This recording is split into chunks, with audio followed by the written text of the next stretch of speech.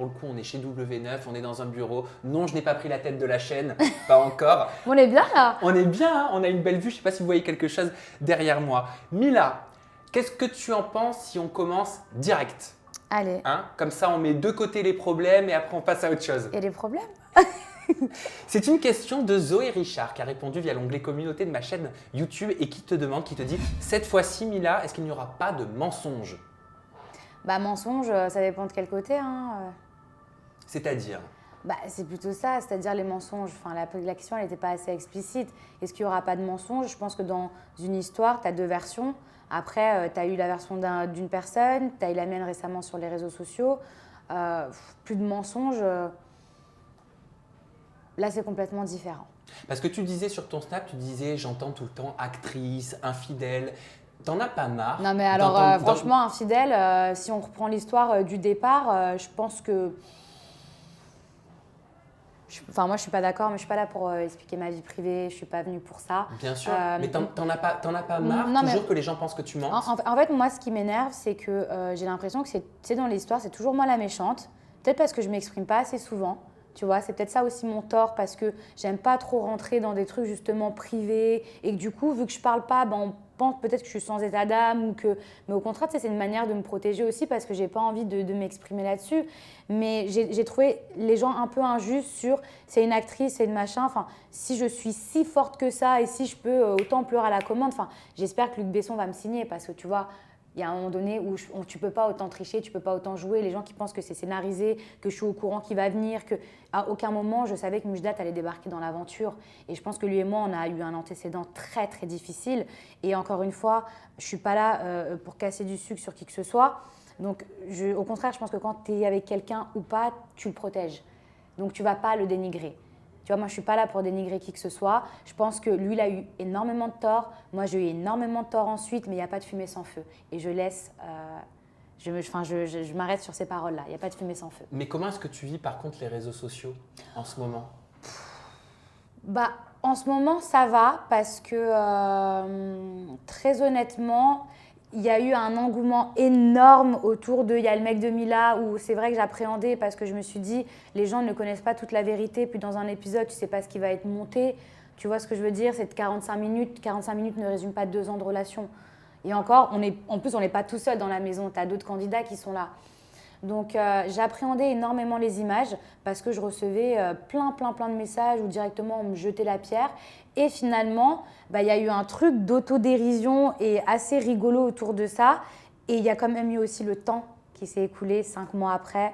Donc, finalement, c'est un peu une bombe qui a été désamorcée et je vois les choses différemment. Ouais, mais tu ne devais pas forcément être bien pendant ces 5 mois. Quand on dit autant de choses sur soi, quand on est jugé, quand on est montré du doigt, critiqué, même si on ne répond pas, ça touche quand même. Oui, ça touche, bien évidemment. C'est vrai que je ne peux pas dire que je n'ai pas regardé ou que je n'ai pas vu.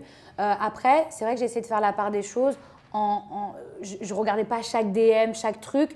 Ou quand il y avait un épisode, je savais pertinemment que j'allais m'en prendre plein la figure. Donc ça, j'ai pris un peu de recul et je ne regardais pas.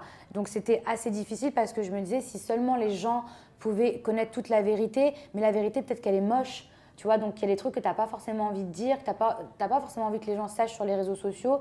Donc je me suis dit, écoute, si j'ai à prendre la parole un jour, peut-être que je le ferai.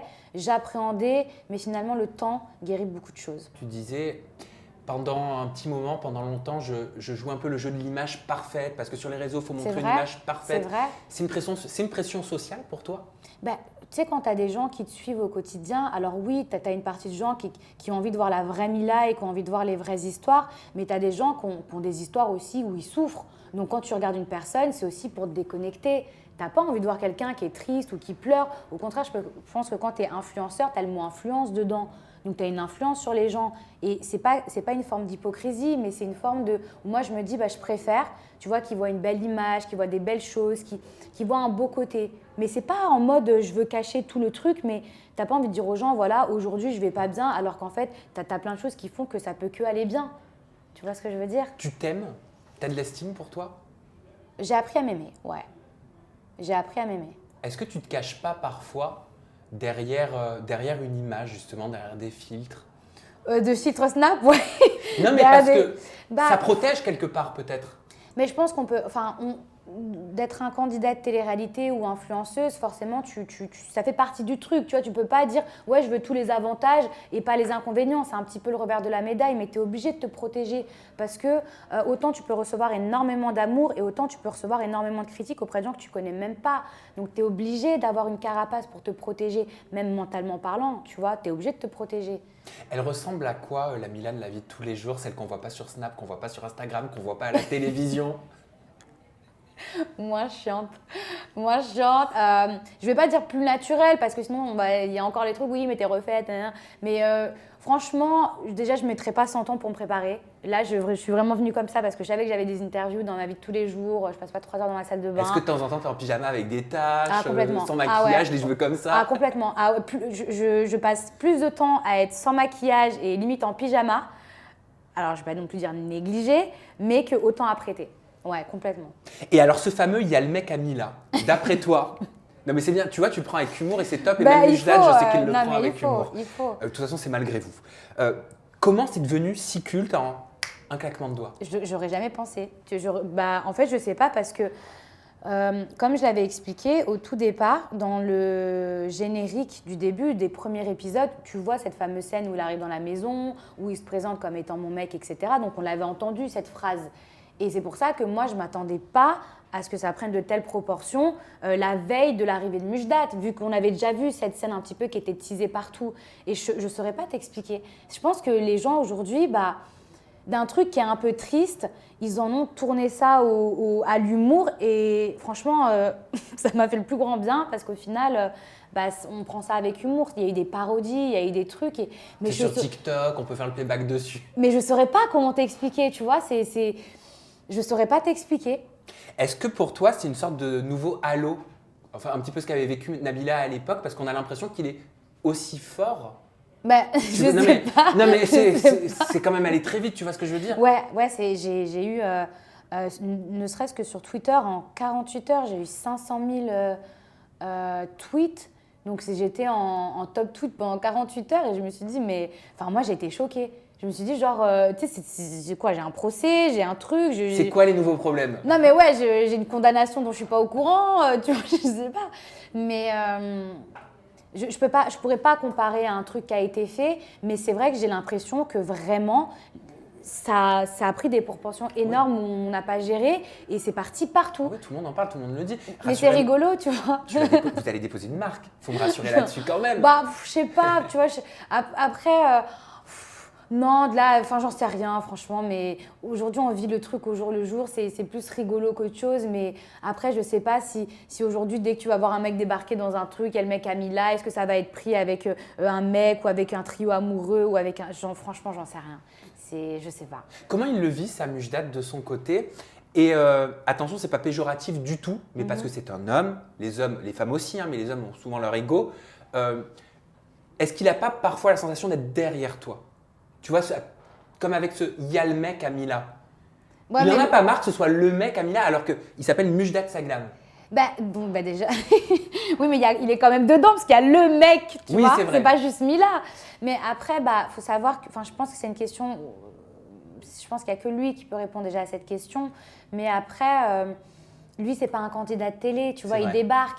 Moi, ça fait 4-5 ans que je fais ça, donc les gens me connaissent. Et du coup, comme c'était quelqu'un qui était inconnu au public, forcément, on l'associe à moi. Je pense qu'il faut le temps que lui puisse se faire sa place et qu'après, on l'associe comme un individu propre. Mais je pense qu'on sera toujours associés, en tout cas pour l'instant, tu vois. Donc, mais il faut juste laisser le temps au temps. Tu as démarré dans Les Princes de l'amour, c'était la saison 3. Tu es princesse dans la saison 7. Ouais. C'est un avantage ou un inconvénient d'avoir connu les deux casquettes? Moi, je suis super contente d'avoir justement connu les deux, tu vois, parce que en tant que prétendante, j'avais trouvé ça très difficile, mais finalement, en tant que princesse, c'est encore plus compliqué parce que, tu vois, je pensais que c'était dur, genre de partir, tu vois, en tant que prétendante, parce que j'avais pleuré et tout, tu vois, la scène dans le van, je pensais que c'était dur de partir, mais franchement, de rester, de faire partir les gens, tu vois, même des gens à qui tu n'es pas sentimentalement attaché. En fait, moi, je suis quelqu'un, je n'ai pas envie de faire de la peine. Tu vois, genre, même si en vrai, je te fais gagner du temps, on ne se plaît pas, voilà, mais de mettre quelqu'un dans un van, tu vois, c'est hyper délicat. Puis en général, c'est souvent le rôle d'un homme. Tu vois, avant, il n'y avait pas les princes et les princesses. Bah, c'est bien que les femmes le fassent. Non, mais moi, je suis super Ah ouais. contente. Je me suis battue pour que. Je savais pas que j'allais un jour atterrir dans les princesses. Mais combien de fois j'ai dit à la production, mais attends, il n'y a pas que des princes. Ramenez-nous une princesse. Tu vois. Et au final, bon, bah, j'ai été princesse. Mais c'est vrai que c'est bien de voir les deux. Parce que finalement, on se dit, ah, mais le mec, il met la fille dans un van, mais franchement, c'est pas bien, c'est un goujat et tout. Mais des fois, bon, bah, c'est juste parce qu'il faut faire gagner du temps, on se plaît pas, on va pas, tu vois. Mais c'est dur. Franchement, de faire partir quelqu'un, c'est dur. Petite question sur vos familles. Je sais que du côté, parce que tu l'as vu certainement, Mujdat s'était confié en toute intimité. D'ailleurs, tu me diras ce que tu as pensé de notre interview. Il m'expliquait que sa famille ne t'acceptait pas. Et moi, j'ai appris que ta famille, par protection, peut-être pour toi, te disait aussi de stopper. Comment tu fais? Comment tu te situes? Comment vous vous situez quand vous avez les deux familles qui veulent pas, en gros, que votre union soit là, quoi?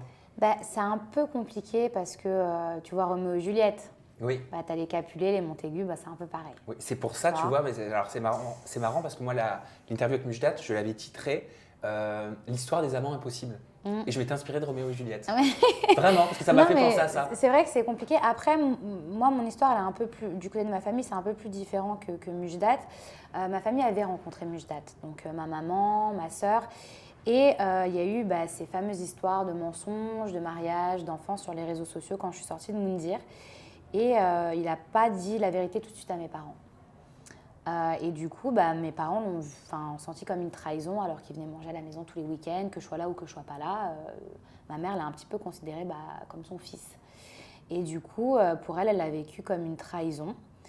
Et c'est vrai que pendant 6 mois, elle a essayé de me faire ouvrir les yeux sur la réalité des choses, pas sur qui il était. Oui. Parce que ma maman, c'est vraiment quelqu'un qui juge pas, tu vois. Sur les soucis, peut-être que ça allait t'impliquer. Ouais, non, c'est une femme très tolérante et d'ailleurs, je suis très contente d'avoir une maman comme elle. Mais c'est une femme qui est très tolérante et non, elle essayait juste de me protéger, de me dire, écoute, ma fille, il te ment. Donc ouvre les yeux parce qu'il te ment, mais pas, c'est une mauvaise personne, mais juste il ne te dit pas la vérité. Peut-être qu'il t'aime, peut-être qu'il a peur de te perdre ou quoi, mais il te ment. Et comment elle voit ta carrière, ta maman, dans la télévision? Comment elle vit tout ça aussi, que ce soit le positif comme le négatif? Parce que toi, t'encaisses, mais une maman, c'est un regard différent. Alors, quand elle voit des choses où on m'insulte, etc., c'est vrai que c'est difficile pour elle parce que je suis son enfant et peu importe l'âge que j'ai, elle voudra toujours me protéger, ça c'est certain. Mais c'est une femme qui voit le côté positif des choses. Donc, tant que je suis heureuse, tu vois, tant que je vais bien psychologiquement, que tout est cool, voilà, pour elle. Puis elle sait que je suis quelqu'un, je prends du recul, je relativise. Moi, je suis quelqu'un de très positif dans ma vie. Donc, non, elle sait que je sais faire la part des choses et non, elle est contente pour moi. La télé-réalité, tu as encore besoin de ça? Besoin ou pas, je sais, tu vois, je sais pas si c'est besoin ou pas, mais moi, j'adore ce que je fais. Franchement, je m'épanouis parce qu'à chaque télé, j'apprends. Tu vois, quand je me regarde, des fois, quand il y a des disputes, je suis pas forcément fière. Je me dis, ah ouais, j'ai été un peu dure. Des fois, quand j'entends certaines personnes aussi, je me dis, ah ouais, mais en fait, lui, il pensait comme ça, j'ai été un petit peu trop fort. Des fois, il y a des trucs que je découvre, je dis, ah ouais, alors lui, si j'avais su, tu vois. Mais j'apprends parce que de voir ton autocritique, de voir tes disputes en live et tout, quelque part, c'est un truc de fou. Tu vois, de voir ton premier bisou, de voir tes embrouilles et tout, ça n'arrive pas dans la vie de tous les jours, tu ne revois pas ça. Et le fait de le voir, ça te permet de t'analyser et franchement de changer et d'améliorer certaines choses chez toi. Donc ça, pour moi, la télé-réalité, clairement, c'est une thérapie. Mais après, est-ce que je vais continuer à faire des émissions où on est dans les télés, etc. On sait qu'un jour, ça va s'arrêter, tu vois. Mais si je peux continuer à évoluer dans d'autres choses qui restent dans les médias parce que j'adore ça… Oui, puis tu animes une émission. Oui. Aussi, sur l'amour. Ouais, sur l'amour. Donc, moi, je suis le genre de personne, fais ce que je te dis, mais fais pas ce que je fais. Tu vois. Et c'est souvent comme ça. Tu vois. Non, mais c'est souvent comme ça. On arrive à donner des conseils qu'on n'arrive pas forcément à s'appliquer. Je te jure que sans prétention, je pense que je donne de très bons conseils, mais j'ai du mal à me les appliquer. C'est quoi que tu as du mal à t'appliquer? J'arrive à conseiller mes copines. Je suis un peu la psy. Allô, oui, alors tu vas faire ça, t'es girl power. Mais alors moi, tu vois, genre, c'est… Non, ouais, je sais pas, j'arrive pas à appliquer mes conseils, tu vois. Et il faudrait d'ailleurs que je fasse plus. Est-ce que c'est tes bracelets qu'on voit dans une séquence du pré-générique où on voit un jeune homme avec une barbe qui potentiellement ressemble à celle de Mujdat, qui se met à genoux, qui offre une magnifique bague et il y a une robe à plis, tu vois, une jolie robe à plis, des bracelets Love, un bracelet à clous de chez Cartier. Je me suis dit, est-ce que ce ne serait pas les bracelets Mila? Bon, alors déjà, là, j'ai pas de bague. j'ai pas de bracelet. Mais tu te doutes bien que je vais pas te dire si c'est moi ou si c'est pas moi. Et même si c'était un autre, je peux pas te le dire. Ouais, c'est vrai, t'as raison, je me doute. Mais C'est une bonne raison pour regarder, tu vois. oui, bien sûr. Mais est-ce que toi, tu as, malgré justement les difficultés avec vos familles, est-ce que toi et Mujdat, vous avez envie de vous engager? Mais moi, je pense que l'amour triomphe toujours. Et tu vois, si notre amour peut survivre, entre guillemets, parce que c'est un peu ça, tu vois, survivre à la distance, survivre aux trahisons, aux mensonges, aux crosses, à toutes ces choses-là, tu vois, il faut garder ça. Tu comprends? C'est-à-dire que, ok, les familles, c'est une chose, et moi, je respecte beaucoup mes parents, et encore, c'est différent. Et puis lui, tu vois, c'est un peu la mentalité d'avant, etc. Donc, tu vois, c'est deux choses qui font que, comme je t'ai dit, le temps, il faut laisser le temps au temps. Et je pense qu'à un moment donné, quand il s'est passé toutes ces choses, et qu'on a survécu, que le navire, il tient toujours, que l'amour est toujours là, et ben, les gens, ils vont finir par accepter, et c'est comme ça, et c'est pas autrement. De toute façon, même s'ils n'acceptent pas, c'est pas grave. Moi, j'aimerais bien que ça s'arrange entre nos deux familles. Tu parles des familles, pas des Oui. personnes, pas des téléspectateurs, pas des abonnés sur les Non, réseaux. parce que tu vois, les téléspectateurs, eux, en vrai, tu vois, ils vivent pas avec nous, donc ils suivent ça, ils savent pas forcément. Tu vois, non, au contraire. Puis même les téléspectateurs, je pense que au fur et à mesure, quand ils vont peut-être apprendre à nous découvrir, à voir aussi les souffrances qu'on avait, peut-être qu'ils comprendront certaines choses et peut-être qu'ils se mettront aussi à notre place. Deux dernières petites questions. Est-ce que ça va mieux avec Alix? Parce que vous avez eu des frictions quand même, par réseaux sociaux interposés. Et est-ce que ça va mieux avec Ilan, Alors, qui partage la même aventure que toi? Je vais commencer par Ilan. Ilan, je pense pas que ce soit quelqu'un de méchant. Non. Voilà, j'ai appris à le connaître. Après, on a eu beaucoup de différends parce que j'ai l'impression que quand ça va pas dans son sens, du coup, il a ce côté où il veut se venger ou tu vois que j'arrivais pas trop à comprendre. En fait, il y a eu un manque de communication. Ça veut dire que dans Les Princes, on va se friter, mais alors à un point. Mais voilà, je t'épargne le détail, mais à un point, laisse tomber. Et quand il finit par me dire tout ce qu'il a sur le cœur et que vraiment il lâche le morceau, en fait, je suis choquée. Je me dis, mais si c'était ça, il fallait. Enfin, tu sais, pourquoi faire le méchant? Autant dire les choses. Tu vois, si tu souffrais à ce point, ou s'il y avait ceci, ou s'il y avait cela, il fallait juste me le dire. Donc, puis moi, je suis pas quelqu'un de rancunière. Ça veut dire, ça peut durer. En fait, tout dépend du truc. Ça peut durer 30 minutes, ça peut durer une semaine, ça peut durer un an, ça peut. Mais en fait, tu sais, la vie, il y a tellement de trucs. Plus grave. C'est pas grave, tu vois. Genre... Et Alix? Alix, c'est différent parce que, encore une fois, elle avait la version de Mujdat à l'extérieur, elle n'avait pas la mienne. Moi, j'en ai un petit peu voulu quand j'ai appris sur les réseaux sociaux que, soi-disant, elle avait eu un tel acharnement à mon encontre dans le cross par rapport à Mujdat à l'extérieur. Tu vois, parce qu'à aucun moment dans le cross, elle me le dit. Tu vois, même après le cross, je ne l'ai jamais su. Je me suis toujours dit, mais pourquoi tu t'acharnes sur moi alors qu'à la base, on est copines? Et quand j'ai appris, si soi-disant c'est ça, mais apparemment c'était ça, qu'elle parlait avec Mujdat à l'extérieur, j'ai trouvé ça dommage qu'en tant que copine, qui était ma copine de base et pas du tout celle de Mujdat, ne pas avoir une discussion avec moi. Je pense que c'est important d'avoir deux versions et c'est juste ça que je lui ai reproché. Maintenant, si c'était réellement ça, et que c'était juste la version de Mujdat, je pense qu'elle aurait dû attendre d'avoir la mienne, mais je n'ai rien contre elle. Je m'en fiche. Moi, je lui souhaite tout le bonheur du monde avec Benji et j'espère juste qu'à l'avenir, elle prendra un petit peu de maturité et qu'elle apprendra déjà à prendre l'avis de ses copines et en tout cas au moins savoir ce qu'il en est comme Manon et Laura ont pu le faire. Eh ben, merci Mila pour cet entretien. Le mot de la fin, je te l'offre. Il est pour toi, la caméra, elle est juste ici. Tu dis ce que tu veux, le message que tu as envie de faire passer à tes abonnés peut-être. Eh ben, merci de m'avoir reçu, merci d'avoir écouté cette interview jusqu'à la fin. Vous me retrouvez dans Les Princes et les Princesses et vous verrez parce que c'est riche en rebondissements. Merci pour votre fidélité, à bientôt. Merci Mila. De rien.